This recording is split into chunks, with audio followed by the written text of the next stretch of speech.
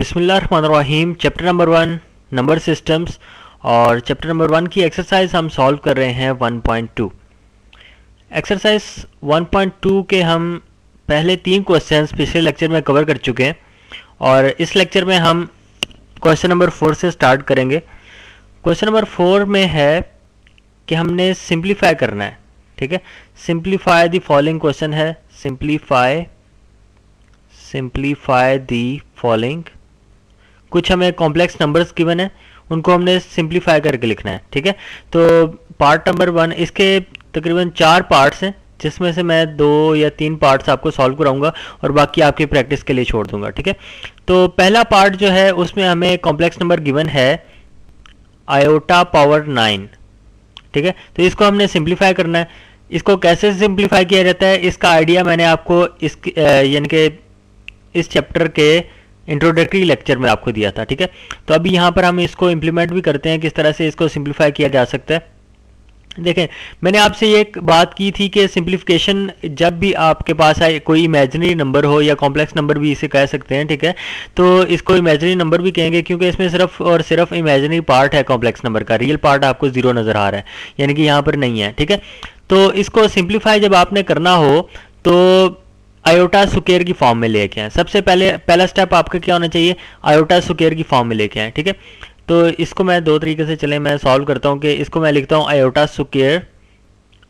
ठीक है, और बाकी कितनी पावर रह गई है, मतलब कि 2 अगर ये हो गया तो बाकी मैं लिख देता हूं आयोटा पावर 7। ठीक है, यूं लिख सकते हैं ना हम इसको, आयोटा स्क्वायर मैंने लैदा कर दिया, यानी कि स्क्वायर की फॉर्म में लिखा। अब ये भी आयोटा 7, इसको मजीद हम सिंप्लीफाई करेंगे, मतलब कि मैं इसे लिखूंगा iota square into iota power 2। ठीक है, और बाकी इसमें से कितने रह गए, आयोटा पावर 5। अब इसको आप पावर्स को सम करके देख सकते हैं, 2 + 2 = 4, 4 + 5 = 9। ठीक है, आयोटा पावर 9 को ही हम लेकर चल रहे हैं। तो आगे हम मजीद इसको सिंप्लीफाई करेंगे। ये दोबारा से मैं iota square into iota square आ गया, इसको मैं आयोटा लिख दूं, 2 लग रहा है इस वक्त। अच्छा, iota square into iota square. अब इस आयोटा पावर 5 को हम सिंप्लीफाई करेंगे, मतलब कि मैं लिख देता हूँ आयोटा स्क्वायर इंटू बाकी कितनी पावर रह जाएगी, अगर 5 में से 2 निकाल दिया जाए तो आयोटा क्यूब बचता है। ठीक है, ये आयोटा क्यूब आ गया। आगे मजीद हम इसको एक और दफ़ा हम लिख सकते हैं आयोटा स्क्वायर इंटू जो भी बाकी पावर बचेगी। ठीक है, तो ये iota square as it is into iota square as it is into ये वाला iota square as it is आ जाएगा, और ये आयोटा क्यूब मौजूद है, इसको हम आयोटा स्क्वायर इंटू आयोटा लिखेंगे। ठीक है, मतलब कि आयोटा स्क्वायर इसको मैंने लिखा और साथ में कितनी पावर आएगी, 3 में से 2 तो मैंने यहाँ पे लिख दी और 1 पावर रह गई थी, तो इसको अलहदा से आयोटा पावर 1 या सिर्फ आयोटा भी आप इसे कह सकते हैं, तो अलहदा लिख दिया। ठीक है, तो ये सिंप्लीफिकेशन का मेथड है। अब आप इसको सॉल्व कर सकते हैं, मतलब कि आयोटा स्क्वायर की वैल्यू क्या होती है। आयोटा स्क्वायर की वैल्यू जो है वो हम पढ़ चुके हैं कि वो इक्वल होती है iota square is equal to -1 की होती है। क्यों, क्योंकि आयोटा की वैल्यू क्या होती है, स्क्वायर रूट ऑफ -1। जब इसका स्क्वायर लिया जाता है दोनों साइड्स पे तो हमारे पास आयोटा स्क्वायर की वैल्यू आ जाती है जो कि आती है -1। ठीक है, तो वो वैल्यू अब यहाँ पर हम यूज़ करेंगे आयोटा स्क्वायर की जगह, ये -1 इसकी जगह हम यूज़ करते हैं, इस आयोटा स्क्वायर की जगह भी -1 आ जाएगा और इसी तरह से इस आयोटा स्क्वायर की जगह भी -1 आ जाएगा। तो जहाँ जहाँ पर आयोटा स्क्वायर था उसकी जगह मैंने उसकी वैल्यू जो है -1 यूज़ की। ठीक है, उसके बाद आयोटा जो सिंपल आया है उसको मैं स्क्वायर रूट ऑफ -1 नहीं लिखता, उसको सिंपली मैं आयोटा ही लिख देता हूँ। ठीक है, तो अब हम इसको सिंप्लीफाई कर लेते हैं। ठीक है, ये -1 जितने भी आपस में मल्टीप्लाई हो रहे हैं उनको मल्टीप्लाई कर दें, minus into minus is plus, ये पॉजिटिव हो जाएंगे, मल्टीप्लाई होंगे तो ये दोनों भी आपस में मल्टीप्लाई होंगे तो पॉजिटिव हो जाएंगे, और positive into positive is positive, या फिर मैं इधर लिख देता हूँ ये +1 बन जाता है इसके प्रोडक्ट से। ठीक है, और इन दोनों के प्रोडक्ट से भी +1 बन जाता है और आयोटा साथ में मल्टीप्लाई हो रहा है। अच्छा, अब ये सब के सब पॉजिटिव हो चुके हैं तो रिजल्ट में हमारे पास क्या आ जाएगा, आयोटा, या फिर +1 इंटू +1 इज +1। ठीक है, और +1 को आयोटा से मल्टीप्लाई करें तो आयोटा आ जाता है आपके। ये मैंने एक एक स्टेप करके, यानी कि बहुत सिंपल से स्टेप्स में इसको सॉल्व किया है, सिंप्लीफाई किया है। ठीक है, तो आप डायरेक्टली भी कर सकते हैं। अब यहाँ से मैं आपको बताता हूँ एक और तरीका आपके पास क्या है कि देखें, ये हमारे पास फाइनल रिजल्ट आया था ना आयोटा की फॉर्म में। ठीक है, इसके बाद हमने आयोटा स्क्वायर की वैल्यू से इसको रिप्लेस किया। अब इस स्टेप के बाद आप ये भी कर सकते हैं कि आयोटा स्क्वायर कितनी दफ़ा आ रहा है, 1 2 3 4, यानी कि हम लिख सकते हैं आयोटा स्क्वायर की पावर 4। ठीक है। जिस तरह से हम कहते हैं ना कि 2, सपोज मैं कोई एक डिजिट ले लेता हूँ, चले 3 ले लेते हैं, 3 into 3 into 3 into 3 into 3 into 3 into 3। एक तो तरीका ये है कि आप इसको पहले मल्टीप्लाई करें, 3 इंटू 3 9 आता है, उसके बाद 9 को 3 से मल्टीप्लाई करें, ठीक है, 27 आता है। इसी तरह से मल्टीप्लाई करते रहें, ये तब जाके आपके पास फाइनल रिजल्ट आएगा, वो जो भी आएगा, ठीक है।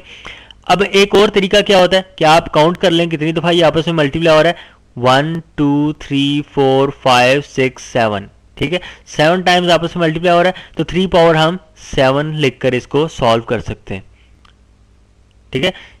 तो इसी तरह से यहाँ पर मैंने क्या किया कि आयोटा स्क्वायर की पावर मैंने क्या लिख दी 4, क्योंकि ये 4 टाइम्स आपस में मल्टीप्लाई हो रहे हैं और साथ में आयोटा मौजूद है, तो उसको भी मैं साथ में इसी तरह से आयोटा लिख देता हूँ। अच्छा, अब आयोटा स्क्वायर की वैल्यू हमें पता है, तो हम यहाँ पे ऐसे करते हैं कि आयोटा स्क्वायर की वैल्यू हम -1 लिखते हैं और उसकी पावर क्या बन रही है 4 और साथ में आयोटा मल्टीप्लाई हो रहा है, ठीक है।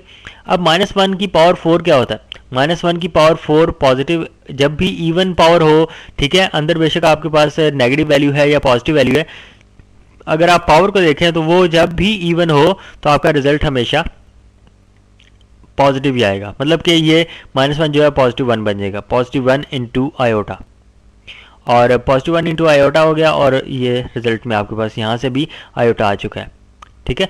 तो मतलब कि आप जिस तरह से आपको आसान लगे उस तरह से आप इसको सॉल्व कर सकते हैं। मतलब मेरा मकसद यहाँ पर आपको इसका कॉन्सेप्ट समझाना था कि इसको सिंप्लीफाई आपने किस तरह से करना है, ठीक है, और आयोटा स्क्वायर की वैल्यू को किस तरह से आपने यूज़ करना है। और हम ये भी यहाँ पर इसका मकसद समझ आया था कि हम आयोटा स्क्वायर की फॉर्म में क्यों लेके जाते हैं। ये इसलिए हम लेकर जाते हैं क्योंकि आयोटा स्क्वायर की वैल्यू ही हमें पता है, आयोटा स्क्वायर जो कि इक्वल होता है -1 के, ठीक है, वो हम यूज़ करते हैं जब हम आयोटा स्क्वायर की फॉर्म में कन्वर्ट कर लेते हैं अपनी जो भी एक्सप्रेशन या नंबर दिया हुआ है, ठीक है। तो ये तो चलें था पार्ट नंबर 1। एक और पार्ट इसका सॉल्व कर लेते हैं। पार्ट नंबर मैं करता हूँ इसका सेकंड, ठीक है। सेकंड पार्ट में क्या है, आयोटा पावर 14, आयोटा पावर 14 है अब, ठीक है, पावर 14 हो गया, यानी कि अब हम इसको दोबारा से 2 की पावर में उसी तरह से मैं लिख के लेकर जाऊं तो फिर एंड पे जाके रिजल्ट लिखूं, मैं यहाँ पर डायरेक्ट करता हूँ, ठीक है। डायरेक्ट किस तरह से, मतलब कि मैं लिख सकता हूँ आयोटा स्क्वायर की पावर में क्या लिखूं कि 14 के करीब करीब पहुंचे या 14 ही बन जाए। देखें 2 को किससे मल्टीप्लाई करें तो आपके पास 14 आता है, 7 आता है ना, तो 7 इंटू 2 इज़ 14, यानी कि आयोटा स्क्वायर की पावर 7 जो है आप इसे कह सकते हैं आयोटा पावर 14 के इक्वल है ये, ठीक है। तो मैं लिख देता हूँ iota power 14 is equal to iota square power 7।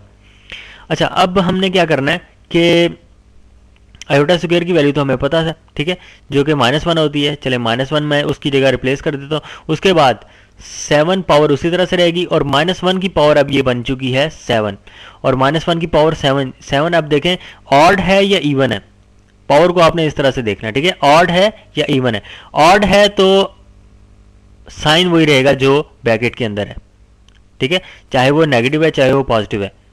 अब इस केस में नेगेटिव है तो ये नेगेटिव ही रहेगा अगर पावर ऑड है। तो इवन हो तो पावर बेशक पॉजिटिव हो या ऑड या नेगेटिव हो तो रिजल्ट में आपके पास पॉजिटिव आता है, ठीक है, तो जो मैं पहले आपको बता चुका हूं। तो यानी कि इसका रिजल्ट आ चुका है हमारे पास -1। अच्छा, अब हम इसका एक और पार्ट जो है पार्ट नंबर 3 भी सॉल्व कर लेते हैं क्योंकि वो थोड़ा सा डिफरेंट है। तो चले मैं यहाँ पर आपको सॉल्व करा देता हूँ ताकि नेक्स्ट जो इसका पार्ट है वो आप खुद से ट्राई करें, ठीक है, क्योंकि वो भी उसी टाइप का है। तो मैं लिख रहा हूँ जी थर्ड पार्ट इसका जो कि है माइनस आयोटा की पावर है 19, ठीक है। अब तो ये डायरेक्ट उसकी पावर नहीं लिखी हुई बल्कि हमें लिखी दिया नेगेटिव ऑफ आयोटा की पावर हमें दी हुई है 19। अब हम इसको कैसे सिंप्लीफाई करेंगे, इसके साथ तो माइनस साइन आ गया और पावर जो है वो नेगेटिव की भी है आयोटा की भी है। देखें अब यहाँ पर हमें ये देखना है कि पावर इन दोनों की है, मतलब नेगेटिव माइनस को आप कंसिडर कर सकते हैं -1, ठीक है। तो आप यूँ कह सकते हैं कि ये -1 है, यानी कि मैं इसको लिख सकता हूँ ना -1 इंटू आयोटा, ठीक है, और उसकी होल पावर आप कह लें कि 19 है। इस तरह से इसको लिखा जा सकता है, अच्छा चलें, इस तरह से लिखने का मेरा मकसद क्या है वो भी मैं अभी आपको बता देता हूँ, या आपको अभी खुद से समझ आ जाएगी कि ये माइनस साइन को मैं अलहदा करना चाह रहा हूँ। ठीक है, अब दो जो कोई भी नंबर्स हों या कोई भी वैल्यूज़ हों, ठीक है, आपस में मल्टीप्लाई हो रही हैं, ठीक है, या दो डिजिट्स आपस में मल्टीप्लाई हो रहे हैं, तो उनकी होल पावर सेम है, तो हम उनको अलहदा उसी पावर में डिस्ट्रीब्यूट कर सकते हैं। मतलब मैं यहाँ से लिख सकता हूँ कि -1 की पावर 19 और आयोटा की पावर भी 19, और साथ में इन दोनों के दरमियान मल्टीप्लिकेशन का साइन है, या फिर साइन आप ना लगाएं तो उसका मतलब बाय डिफ़ॉल्ट यही होता है कि वो मल्टीप्लाई हो रही हैं। ठीक है, तो यानी कि -1 पावर 19 हमने लिख लिया इनटू आयोटा पावर 19। अब इससे हमें क्या होगा कि मैंने नेगेटिव साइन को अलहदा कर दिया। ठीक है, अब इसको हम आसानी से सिंप्लीफाई कर सकते हैं। कैसे सिंप्लीफाई होगा ये इस तरह सिंप्लीफाई होगा कि -1 अब आपके पास आ चुका है, उसकी पावर 19 है, तो अब ये देखें कि पावर जो है वो ऑड है या इवन है। 19 जो है वो ऑड है। ठीक है, तो यानी कि जो साइन ब्रैकेट के अंदर है वही साइन रहेगा, तो हम इसको -1 ही रखेंगे। ठीक है, -1 की पावर 19 क्या होगा, उसका रिजल्ट आ चुका है -1। अच्छा, अब हमने सॉल्व करना है आयोटा पावर 19 को, और आयोटा पावर 19 को किस तरह से सॉल्व करना है, जिस तरह से ऊपर हम जो है क्वेश्चंस में सॉल्व करते आए हैं। ठीक है, ये आप देख सकते हैं, ये आयोटा पावर 9 और आयोटा पावर 14 को हमने जिस तरह से सॉल्व किया। चलिए हम इसको भी सॉल्व करते हैं। तो मैं लिखूंगा -1 एज इट इज़, और आयोटा जो है, आयोटा स्क्वायर की पावर मैं क्या लिखूं कि 19 बन जाए, या फिर 19 के करीब करीब एक कम हो जाए। ठीक है, एक कम हो जाए, तो हम देखें 8 अगर मैं लिखता हूँ पावर, तो क्या होता है 8 2 16 होता है, मतलब कि ये बहुत ही कम है, एक कम नहीं है। तो अगर मैं यहाँ लिखता हूँ 9, यानी कि आयोटा स्क्वायर पावर 9 2 18 बनता है, यानी कि एक कम हो गया। अगर मैं इसको 10 कर देता हूँ, सपोज मैं पावर को 10 कर देता हूँ, तो 10 2 20 बन जाता है, यानी कि 19 से बड़ा हो गया। 19 से बड़ा नहीं होना चाहिए, कम हो जाए लेकिन बड़ा नहीं होना चाहिए। ठीक है, अगर बराबर नहीं आता तो कम बेशक हो जाए, तो हम यहाँ पर 9 ही लिखेंगे, यानी कि आयोटा स्क्वायर पावर 9। ठीक है, तो आयोटा स्क्वायर पावर 9 हो गया, जो कि बनता है 18, और फिर एक पावर बच गया, यानी कि हमें एक और मजीद आयोटा चाहिए ताकि पावर 19 कंप्लीट हो जाए। ठीक है, आयोटा स्क्वायर पावर 9 18 इंटू 1 जो है वो आपके पास आयोटा पावर 1 जो है वो पूरा 19 बन जाता है। तो इस तरह से हम इसको सिंप्लीफाई करेंगे। अब ये -1 एज इट इज़, और आयोटा स्क्वायर को भी हम -1 की फॉर्म में लिखेंगे, और पावर 9 है, साथ में आयोटा एज इट इज़, और अब इसको हम सिंप्लीफाई कर लेते हैं -1 इंटू। अब यहाँ से आप दोबारा से ये देख सकते हैं कि नेगेटिव की पावर, यानी कि नेगेटिव है या पॉजिटिव है, इस चीज़ को आप रहने दें।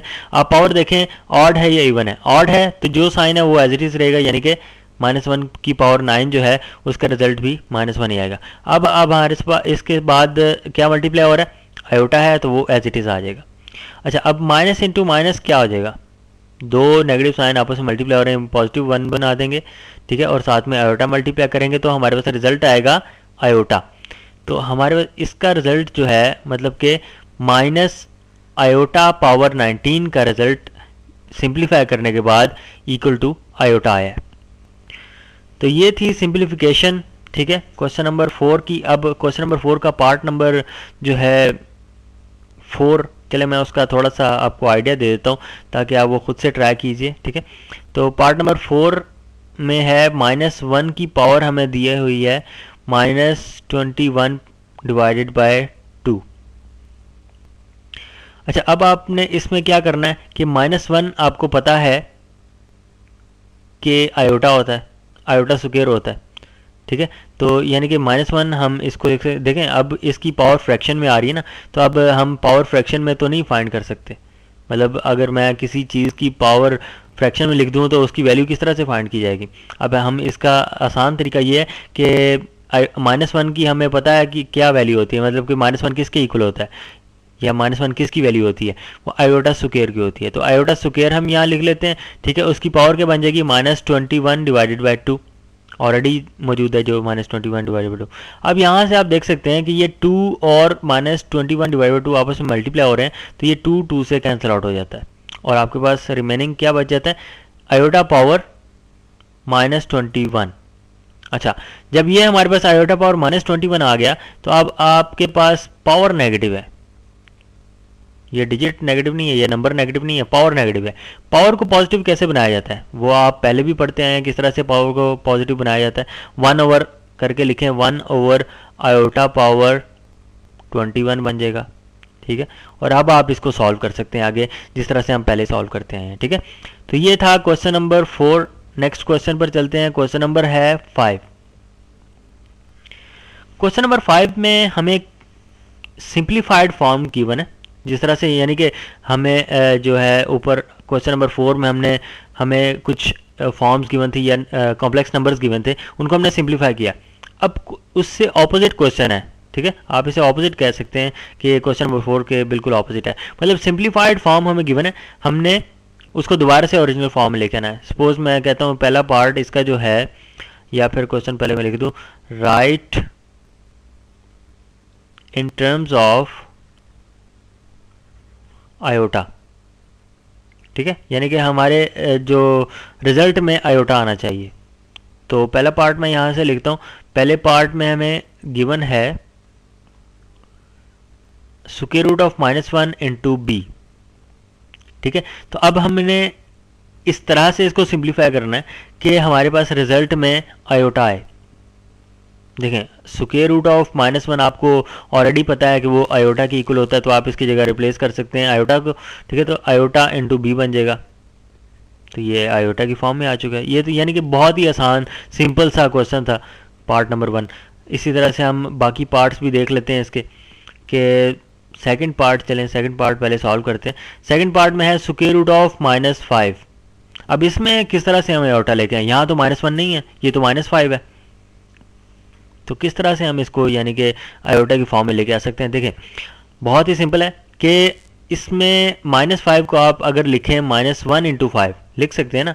-1 को अगर 5 से मल्टीप्लाई करें तो आपके पास रिजल्ट में -5 ही आता है। तो यानी कि हम लिख लेते हैं -5 को -1 इंटू 5 और उसके ऊपर स्क्वायर रूट ऑलरेडी मौजूद है, तो उसको एज इट इज़ हम उतार लेते हैं। अच्छा, इस तरह से लिखने का हमें फ़ायदा क्या होगा कि अब मैं इसको ऐसा करता हूँ कि अगर दो वैल्यूज़ हों, सपोज मैं एग्जांपल देता हूँ आपको, दो वैल्यूज़ आपस में मल्टीप्लाई हो रही हैं 2 इंटू 3, या फिर आप कहें कि चलें हम जनरल ले लेते हैं कि a इंटू बी, दो वैल्यूज आपस में मल्टीप्लाई हो रही हैं और उनके ऊपर स्क्वायर रूट भी मौजूद है।